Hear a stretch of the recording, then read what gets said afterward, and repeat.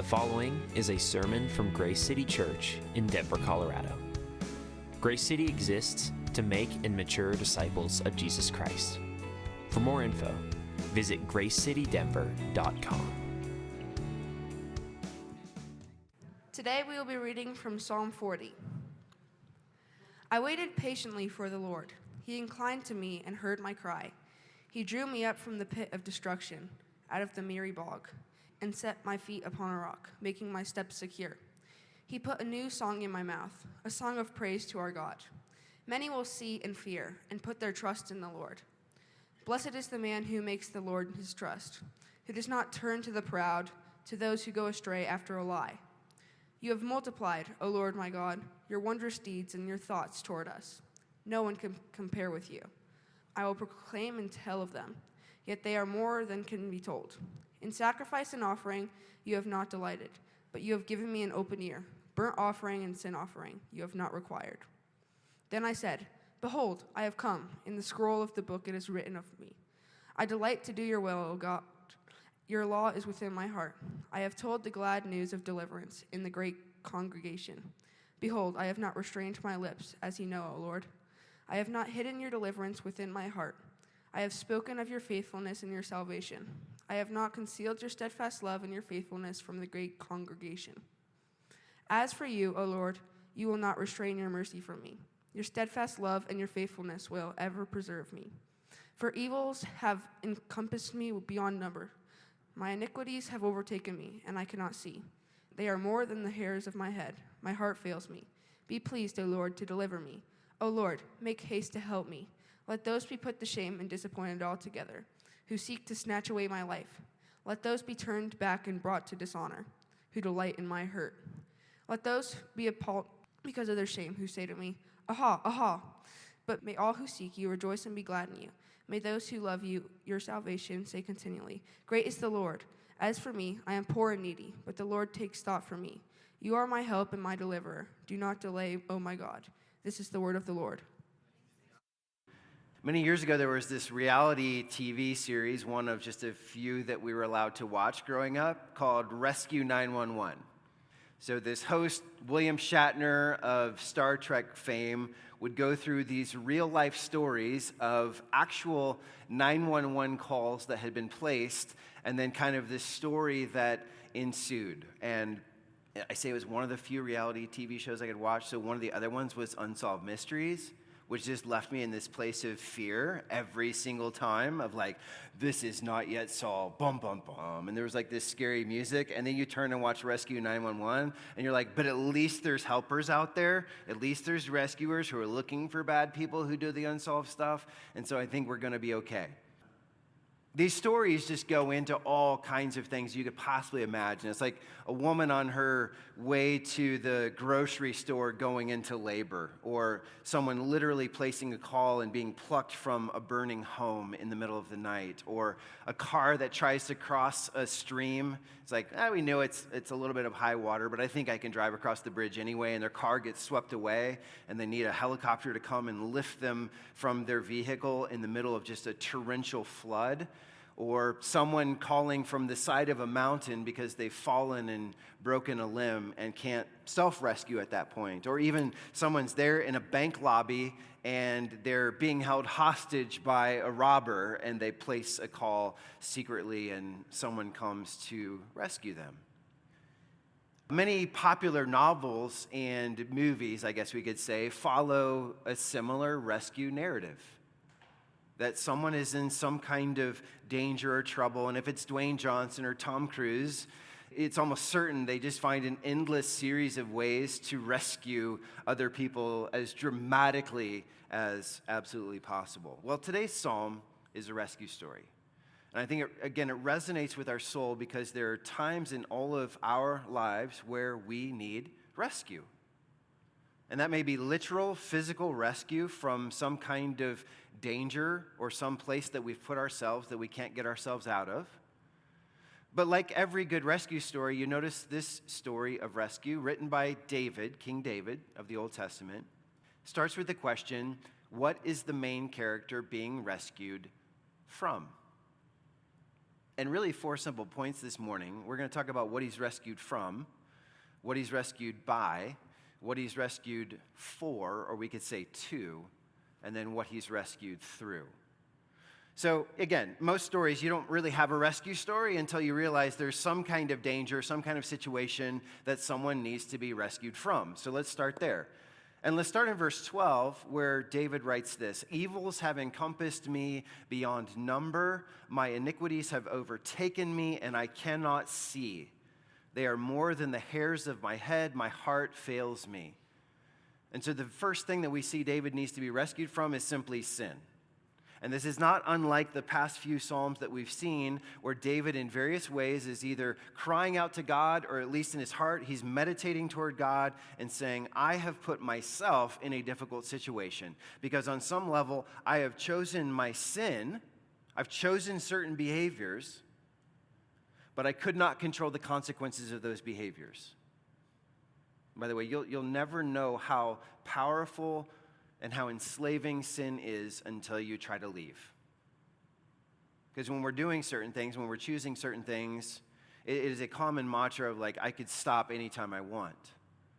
But then when you actually do, you realize I'm trapped and I need rescue. It's interesting that like a couple Psalms ago, David almost describes this as an act of drowning. Overwhelmed, encompassed, something is going over his head. And again, I picture a man just flailing and drowning, and he can't save himself from both the power of sin to continue to tempt him and to weigh him down, but he certainly can't escape the shame and the guilt of his sin unless God does something. Well, continuing in verses 14 and 15, we see he's also rescued from spite. So there are people in his life that hate him, and when they see him already in peril because of his sin, or maybe they don't even know what's caused it, but they use this opportunistically to basically say, if David's drowning in whatever, this would be a great time for us to row over there and hold his head underwater. And that's basically what he's saying in verses 14 and 15. God, I'm praying for you to deliver me from those who are manipulating a situation that's already difficult, that I already can't save myself from, but they're here and they despise me. They have contempt and scorn and spite in their hearts for me, and I can't get myself out from under it. Thirdly, you'll see that he's being rescued from scarcity. This is at the very end of the psalm. Verse 17, you'll notice he admits to being poor and needy, 2 words that describe being lowly or literally in want of something. In want of something. And you know from personal experience that scarcity in your own life could be like a financial scarcity. I'm unable to make ends meet because this is what came in this week or this month, and this is what needs to go out, and there's a financial scarcity or a vocational scarcity where you're like, maybe I'm employed, but I'm underemployed. I don't have enough work to meet my needs. There are things like emotional scarcity where you're meeting a difficult situation. You're like, I don't have the emotional energy right now to invest in this conversation or in this kind of difficulty.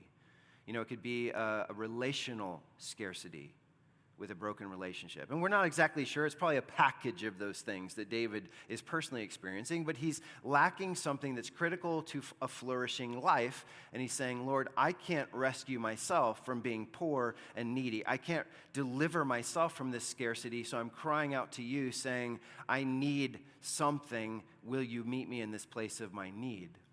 And then let's backtrack all the way to the very beginning of the psalm to see how David kind of summarizes his whole situation. So in verse 1 where he's saying basically, I cried out to the Lord, he inclined to me and heard my cry. He drew me up from a pit of destruction, out of a miry bog, and set my feet on a rock. And let's just think about that for a moment, this pit of destruction and this miry bog. So the first word picture is like you need a picture in this ancient world where water is scarce. They would dig a very deep cistern or well and dig down into the earth trying to find the water table. And sometimes these large cisterns even had circular steps that wound their way down the inside of this cistern until you reach the bottom. And various ones could go there with large pots, and they could go down these staircases into the center of this and draw water and come back up and then go live that day and do their errands of that day and cook their meals and clean their clothes and the various things. And that was a cistern, the idea of a deep well. A deep stone well. But you notice this particular deep stone well in David's case is not filled with water, but it's filled with like a thick mud. And Myri bog is kind of interesting. In the Hebrew, which this was written in, it's almost like mud. It's like clay mud. Maddie's not here this morning, but as a little girl, this was one of the first texts of Scripture that she memorized. And I think we may have done it for a kid's art camp or something, and she just loved to go put on a little dress and just come and stand in the room. And like whoever was there, she'd be like, and drew me up from the pit of destruction out of the Myri bog. And she would go like that. And I'm like, that really captures the ethos of what David has stepped in, is this Myri bog. And he can't get out. He's trapped, okay? And I just picture him like up to his armpits in this clay that he sunk down. It's not like quicksand where he's going under, but it's like no matter what he does, there's no getting out. Like there's a slipperiness to it, but at the same time, it's just he's stuck. And that's the final thing I want you to see is like I said, he needs to be saved from sin and spite and scarcity. But I made up a word, okay? He needs to be rescued from stuckness. Stuckness is something that you all experience in real life. I'm talking about situations, moments, where you're like, I'm just trapped. Like I'm in something so deep, no matter what I try, and I'm trying a lot of reasonable things to get out of this thing, and I'm not getting anywhere. I can't get traction. God, if I'm honest, I feel utterly helpless. I feel hopeless. I know it's impossible to self-rescue. And let me go a step further to suggest a couple things that may have you stuck, either right now or in the past or potentially in the future. A lot of people are stuck with a sin habit or an addiction. And I don't mean just a chemical addiction. I mean addiction to a million different things, that the idea of an addiction is just like, I tried this thing, I had a handle on this thing, now this thing has a handle on me, and I can't leave it. I've tried to leave it. You know, I've listened to the sermon, I've read the Bible, I've tried the things, I've listened to the podcast, I met with my therapist, and I've tried to resist, I've tried to stop, I've tried to set a new course so that my habits of my life don't keep going back to this sin that's overwhelmed me and feels like it controls me. And God, honestly, in this moment, I would just, to use David's, it's like I'm stuck. I'm stuck in this habit. And I wish I could change. I wish I could be free, but I'm not. Or maybe you're stuck in a pattern of thinking. Anybody that way where it's like my mind keeps going back to these destructive desires. And I'm like, what am I doing? Like in coherent moments of spiritual lucidity, it's like I know I don't want to go back there in my thinking and my desiring and my affections, that relationship or that thing just keeps hurting me and pulling me down, and it's destroying my life, and I don't have that much of my life left to enjoy. Why am I doing this? But I'm stuck. Or I'm stuck in a pattern of thinking of shame. And I know God's forgiven me, or I know God's covered that thing that was done to me. But I'm trapped in the shame, and the moment I think I've defeated it once and for all, it's there the very next morning. Or I'm stuck in my doubt, or I'm stuck in my anxiety, I'm stuck in my self-condemnation, and I've told myself it's just all in my head. I mean, literally, pattern of thinking, but it's not, because I'm stuck. And whatever it is, I want you to just pause for a moment before we go on and answer this question. What do you need the Lord to rescue you from? And it may be a one-off in your life. It may be a pattern. It may just be as you look at the totality of your life, well, I need the Lord often to be rescuing me from what? From the control of another person who's hurting me, from my own bad decisions, from a sin pattern. That I keep praying and crying out to God and just saying, God, I genuinely want you to change my heart, but here I am again and I'm stuck. So what do you need the Lord to rescue you from? Now, the second part of a good rescue story, once you understand kind of the situation, is who's going to do the rescue, right? You want to know something about this character who's coming, and I'm thinking of movies that we watched with our kids that, again, I mentioned Dwayne Johnson because he just keeps showing up as the rescuer. And of course, he's like this incredible helicopter pilot. And it's like, it doesn't matter that the entire city of San Francisco is falling apart and no one else knows what to do. Dwayne Johnson knows what to do, you know? And it's like, I trust that guy. He just looks like a guy that you want showing up to pluck you off the top of a burning building, right? Well, you want to know something about who's the rescuer. What's that person like? What are his or her qualifications to get me out of a mess? You know, to take an extreme example, if you're like hiking in the Himalayas, you're hiking Mount Everest and you fall down a crevice and some guy shows up and you're like, oh, good, the Sherpa's here. Like, he'll know the way out. And, you know, if that guy's like, well, I'm not a Sherpa, but I did stay at a Holiday Inn Express last night. You're like, no, that's not good. Like, we need someone with actual expertise to get us out of some difficulties. So I want to run through these, and I'm not going to bog down because you know what most of these words mean. But a big part of this particular psalm is just David as he looks back on one rescue. And then you'll notice toward the end of the psalm, he pivots toward future rescue that he knows he'll eventually need again.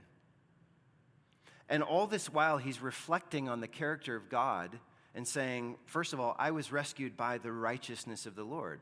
Now, verses 9 and 10, we read the English Standard Version this morning, which this word was actually translated deliverance, but it's the word righteousness.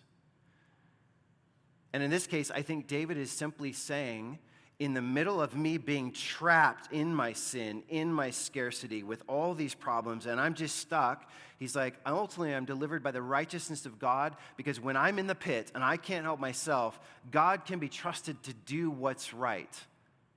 And that's the essence of what this word righteousness means, conformity to a right standard. And it's not just that God conforms to the right standard, it is that God himself is the right standard. And we could measure any action and the rightness or wrongness of an action against the standard of this is what God would do, or this is what God is doing. And God is right. And God can be trusted in the midst of your stuckness to do what's right for you.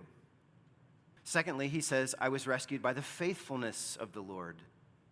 And by the way, you've all seen this in the various stories as you're reading a book or you're watching one of these movies, where someone says like this, you know, the walls are closing in, or the floodwaters are rising, or the trapped situation is just getting smaller and smaller, just getting painted into a smaller and tighter corner, and the lead character there, the protagonist, says something like, I know so-and-so will come. So-and-so always comes. You know, it's in The Princess Bride where the princess is just like, my Wesley will always come for me. And the king's like, well, he's not coming for you this time because I just killed him. But they got their own miracle, and Wesley comes. Wesley always comes. That's this word faithfulness, okay? The idea of faithfulness here is not like faith or believing in. It's more the idea of steadfastly reliable, trustworthy. David is saying, no matter what peril I find myself in, whether I need rescued from my sin, my own bad choices, and the consequences of them, or the shame, or the guilt, or these other people who are coming from my life, or just like, as I describe all this, God, I'm just stuck. He's like, I can always depend on God. God will come. God will always deliver. So the righteousness of the Lord, the faithfulness of the Lord. Thirdly, he's rescued by the steadfast love of the Lord. This Hebrew word hesed is the idea of a loyal covenant love. So David's not looking at like this impulsive puppy love or romantic love or a love that's here today and gone tomorrow. This is what Sally Lloyd-Jones in the Jesus Storybook Bible, it's this word that she says is the never stopping, never giving up, unbreaking, always and forever love. And I love that about his situation. It's one thing to be rescued by someone who just has tactical brilliance to get you off the top of the burning building. It's another thing to be rescued by someone who is absolutely committed and in love with you and will never, ever leave you, not just because they're good at rescuing, but because they love you and are committed to you. Fourthly, David's rescued by the mercy of the Lord. Mercy is just undeserved kindness. It's the idea of you're in some kind of difficult situation and you're given a grace or you're given a kindness that you didn't earn or you didn't deserve. The word here is often translated compassion. And I want to just summarize that and ask you, who's coming to rescue you? Because David says, the one coming to rescue you as you turn and cry out to God and put your faith in Jesus, the one coming to rescue you is that faithful and steadfast, loving, caring, compassionate God who will always do right by you. You're not just crying out saying, I don't know you, I don't know your character, I don't depend on your character. You can say the kinds of things that David is saying here is, God, I do know your character. It's revealed in your word. And I'm calling out to the God who is these things. By the way, there are other things in this psalm I could commend to you if we had all morning about the work of God in saving you. Like verse 11, the idea of preservation is the idea of watching someone but to guard and protect them. You know, we think of preserves literally as like we take some kind of fruit and we add sugar and some kind of additive and we put it in jars and we put it in a cool spot in the basement and we're preserving that. And that's a very passive thing. The preservation word here is not a passive, it's just on the shelf being preserved. It is a very active. Young parents in here will know this feeling probably. There are just nights where it's like, my baby has a cough or a high fever. And there are nights where you just kind of go into their bedroom and just stand over the crib. I'm just here making sure that I can hear them breathing. I'm just going to quietly scan their forehead for a temperature. But it's that active preservation, guarding, protecting. He says God can be relied on for that. Verses 13 and 17, he uses the word help, which sounds weird, like God is my help? Yes. Do you know God is not ashamed to be called upon to assist you? Like the God of the universe with all authority and power and glory and honor, he's like, fine, call on me to be, the word is your Ezra. Call on me to be your Ezra. I will come and help you. You need assistance to get out of the pit? Well, I'm here, you're there. Let me help you. Let me assist you. That's that word. And then just this idea that pervades the entire Psalm 10, 16, 17, the idea of salvation not only summarizes what God does, but who God is. He is a God who saves, who delivers. But our story doesn't end there. And in fact, I'll suggest this next point is probably actually the main point of the Psalm. So we've talked about you need to be rescued from, you need to be rescued by. Point 3, you need to be rescued for. Now, look at this in the opening lines of the story. What does David instinctively associate with being rescued from the pit of destruction and the miry bog? He says, and put my feet upon a rock, making my steps secure. It's not just, I was saved from the pit. And you're like, well, what then? He tells you the what then. And then God set me in a place where there's security and stability. A rock is the very opposite of this slippery, mucky mire that I was caught in, that I couldn't get myself out of. But he continues, verse 3, he put a new song in my mouth, a song of praise to our God. Many will see and fear and put their trust in God. And this shows you the first two things you're saved for, to worship and to testify. And often those two things, as a Venn diagram, overlap. I'm worshiping God, I'm praising God, but I'm also testifying at the same time. And again, I want you to just think about an earthly situation. Think of a situation where someone rescued you from something. Again, maybe it was a financial situation. Maybe it was a health crisis. Maybe it was a fall. Or you were literally trapped somewhere and they rescued you. And an instinctive thing in that moment of rescue is to cry out in praise, like, thank you, I'm grateful for you. You did for me what I could not do. And he comes back to this in verse 16, after leading off with this, he put a new song in my mouth. By the way, I love this. So this morning, our artwork with Psalm 40 is a vase, and you need to read the little description that Deanna wrote.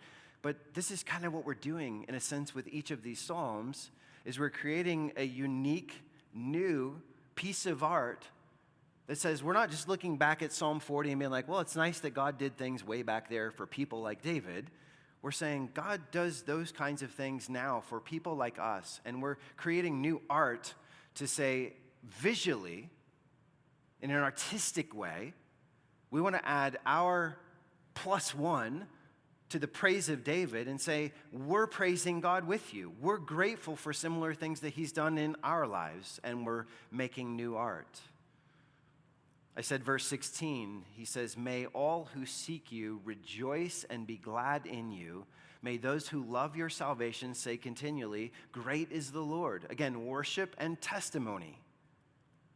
We were driving back from the mountains yesterday, coming over Berthoud Pass, and in the distance around one of these corners at the end of a straightaway, we see all this emergency vehicles.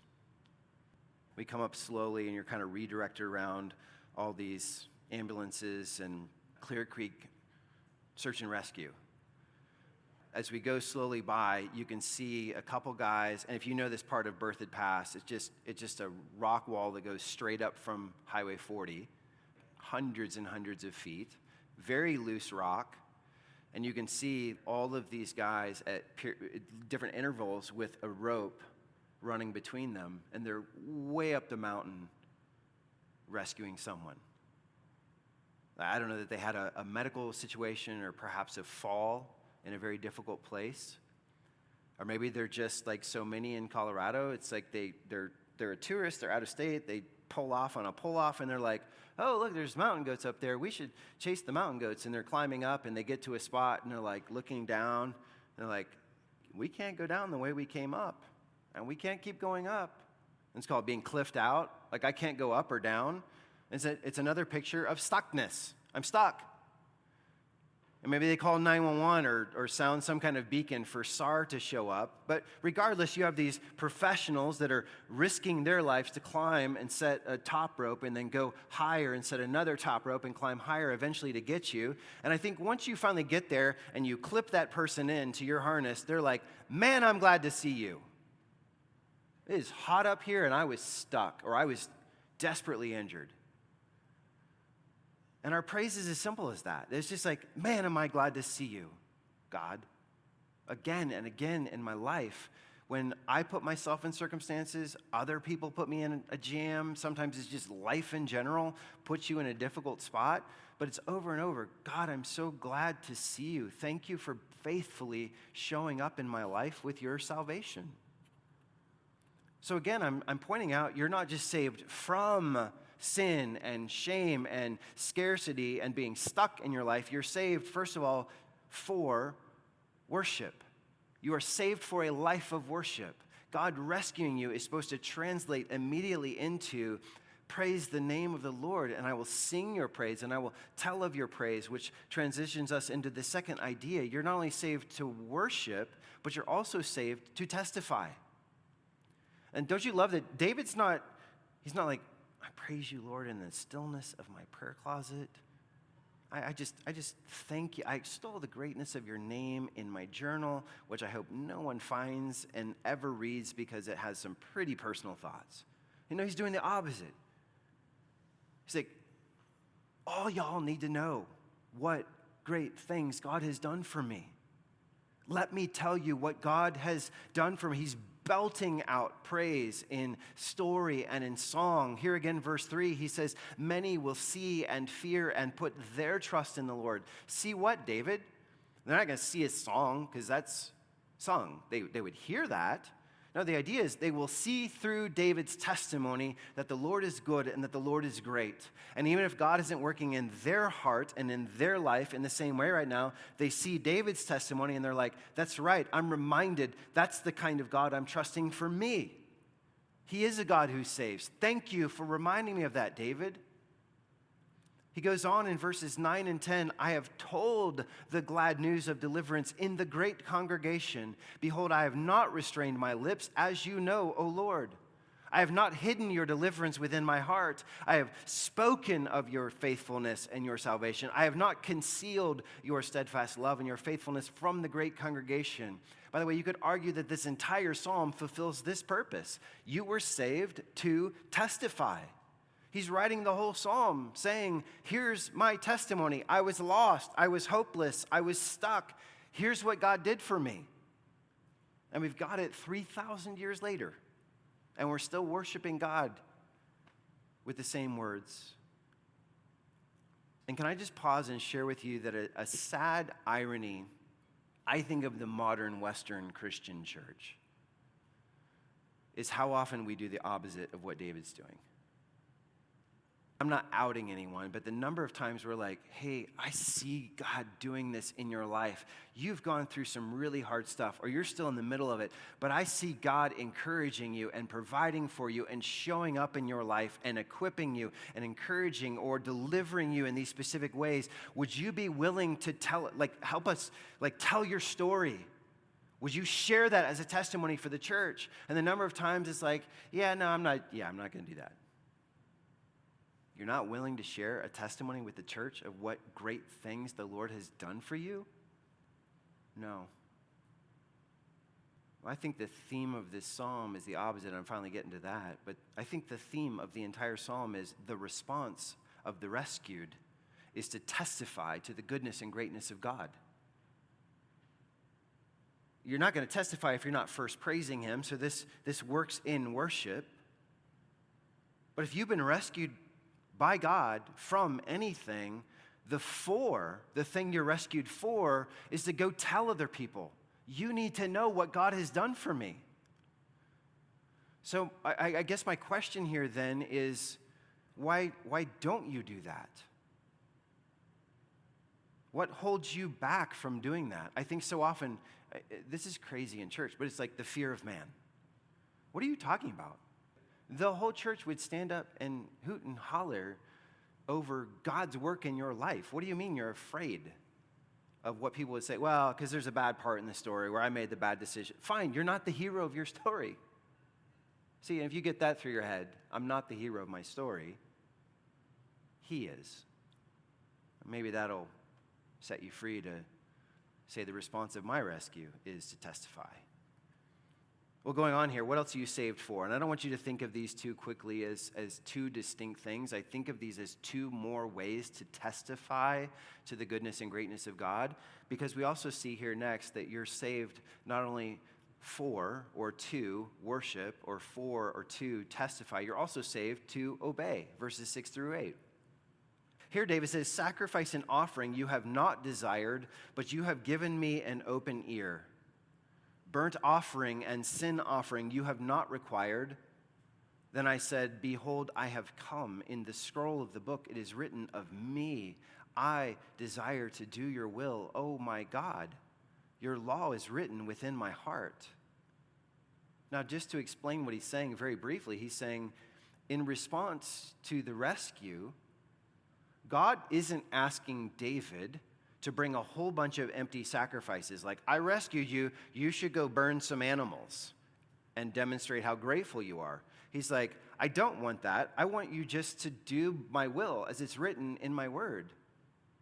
Don't bring the empty sacrifice that your heart's not in it. Just turn, be glad that I delivered you, and say, God, it's my delight to do your will. I want to obey you. And this is so important. The one who rescues you says, I didn't save you because you're obedient, but I did save you so that you could obey. See, the first is legalism. If you're painting yourself or other people in a corner and you're like, well, the reason you're still going through, the reason you're still stuck is, like, you haven't done all the obedience yet. Well, it wouldn't be grace on God's part if you were earning your rescue. So you obey not to earn God's favor, not to earn his salvation, but because you already got it. We obey in response to the rescue. And then finally, we trust, the final four. And again, this entire psalm is an expression of trust. So with verses 13 through 17, which we're not going to look at in depth today, because maybe by next summer we'll be in Psalm 70, and verses 13 through 17 are Psalm 70, okay? Just like basically word for word. And we'll get there and we'll unpack it in greater detail. But the idea is, what he's doing is he's taking what he's learned from this past rescue. I cried out to you. You inclined to me and heard my cry. You drew me out of the pit of destruction, out of the miry bog. You set my feet on a rock, making my steps secure. He's like, God, but I'm getting myself in another mess, and I'm looking forward, and I'm trusting you to be the same God here as you were back here. And you see how, again, he's testifying. He's saying, God is worthy of my obedience. God is worthy of my trust. I'm letting other people know you also should obey and trust the Lord. He's worthy of these things. So that's all the four. But then one final point, which would be, I think, the easiest to miss, is rescued through. But again, back to yesterday's roadside rescue, it's like you can kind of quickly diagnose what someone's being rescued from. You can very quickly see who they're being rescued by. In some sense, you can figure out what they're being rescued for or to, like so that they're safe. Like maybe taken to a hospital or just gotten off the side of the cliff. But there's also saved through what? Like, but by what means? Or through what means is that person saved? Well, you have to go set up all those anchors and those ropes and lower that person down. And coming back to this psalm one final time, through what means is God ultimately accomplishing the salvation of David? Through what means is he ultimately accomplishing your rescue? Turn to Hebrews 10 here in closing. Because did you know that Psalm 40, verses 6 and 7, are quoted in Hebrews chapter 10? Now, while you're turning there, I'll give you a little tiny bit of background on Hebrews 10. Hebrews 10 in the New Covenant, this is after Jesus' death and resurrection and ascension. The writer of Hebrews is contrasting the sacrificial system of the Old Covenant, the Old Testament, and the temple and the tabernacle and the altar for burnt offerings and all that. He's contrasting that with the once-for-all sacrifice of Jesus Christ. And he's saying, if the blood of bulls and goats could literally eradicate your sin, cleanse you from your sin, there would be no need for Christ. But the fact is, the blood of bulls and goats aren't actually accomplishing that. They're just prefiguring. They're making a deposit or a down payment on the work of Christ that will come. And when he has his body and he lays down his life, that's what accomplishes your redemption. So that's the contrast. Now, we come to verse 5 in Hebrews 10. I wanted you to see this. When Christ came into the world, he said, sacrifices and offerings you have not desired, but a body have you prepared for me. In burnt offerings and sin offerings you have taken no pleasure. Then I said, behold, I have come to do your will, O God, as it is written of me in the scroll of the book. And now Hebrews adds this commentary. When he, Christ, said above, you have neither desired nor taken pleasure in sacrifices and offerings and burnt offerings and sin offerings, these are offered according to the law. Then Jesus added, behold, I have come to do your will. He does away with the first in order to establish the second. And by that will, we have been sanctified. We have been made right, set apart, holy, through the offering of the body of Jesus Christ once for all. Now, here's what I want you to notice here in closing. First of all, notice the writer of Hebrews is saying these aren't just the words of David in Psalm 40. He says, Jesus said this. These are the words of Christ. Now, David was talking about how God values obedience over just an empty ritual of sacrifice. You know, how many times, you can still say it with the modern church, how many times people are just like, oh, sacrifice of praise, Jesus, I just worship you so much. I just love you. I just look at my sacrifice of praise. And they're like living the most unchristian lifestyle, whether it's like legalistic, self-righteous, arrogance, smug, looking down on other people, or just like immorality or whatever. And God would say, as he said through the Old Testament prophets, like, shut up with the offering of praise. I want your obedience. I want your heart. I don't care about all this stuff if I don't have your heart. That's what David's talking about. But what was Jesus talking about? Well, in essence, he's saying, the Father didn't ask me to come as just another priest to prepare another burnt offering or another sin offering or another peace offering. He said, I have prepared for you a body. Now do my will that is written of you in the book. And we quoted this morning, going back to a prophecy like Isaiah 53. What is written of Christ in the book? The book is the Old Covenant, the Old Testament. Well, stuff is written of Christ that, like, we have all, like sheep, gone astray. We've turned to our own way, but the Lord has laid on him the iniquity of us all. He carried our griefs and bore our sorrows. We esteemed him stricken, smitten by God, and afflicted. But this was God's plan, that he doesn't come and just say, okay, let me continue the long process of thousands of years of just killing lambs and bulls and goats and shedding their blood, because I guess that's what God wants. God's like, I want your body, Jesus. And when Jesus is quoting this psalm, he's saying, God, the Father, gave me a body. He made me a man. And he asked me to offer myself as the once-for-all sacrifice for sins. And this is what David is ultimately pointing to in Psalm 40 without even knowing it. How are you saved from your sins and your sorrows? How are you rescued from drifting from just one scarcity, one need to another, to another, to another, and your whole life is characterized by being in want? How are you liberated from being just stuck in bad habits and bad patterns of thinking? And the answer is through the life, death, and resurrection of Jesus Christ. To put it more simply, we're not saved by our sacrifice and our obedience. We're saved through the atoning sacrifice of Jesus. So I leave you with this. Remember, family, you were not just saved from, you were saved for. And can I ask you in closing, what's your for?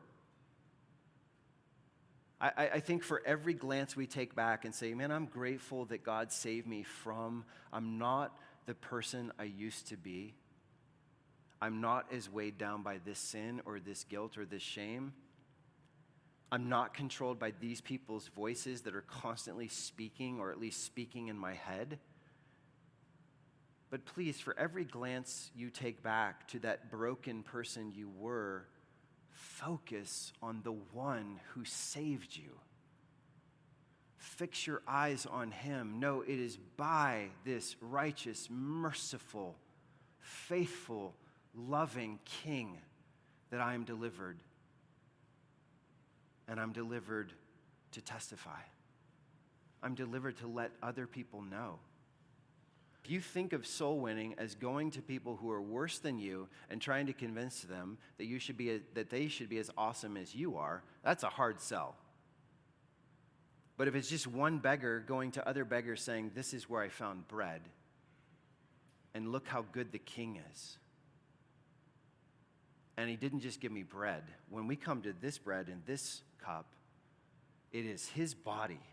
So as we come to take communion here in a moment, that's what we're remembering. How is this whole psalm true? How is it that Jesus rescues from the mess, the stuckness, to liberty and freedom in Christ, to praise him and obey him and honor him and testify to others? I want to say 100,000 different ways in my own words. This is what Jesus has done for me. And this is how we should age on this planet. It's just going from one conversation to another, saying, Jesus saved me from another thing. God saved me from another. Let me tell you about the freedom that I have, the liberty of conscience that I have, the eternal future that I have.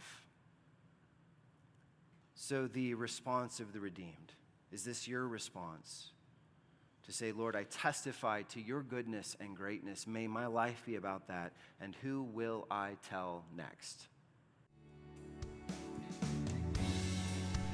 You just listened to a recording of a sermon from Grace City Church in Denver, Colorado. We hope you can join us in person soon. Thanks for listening. The Lord bless you and keep you. Amen.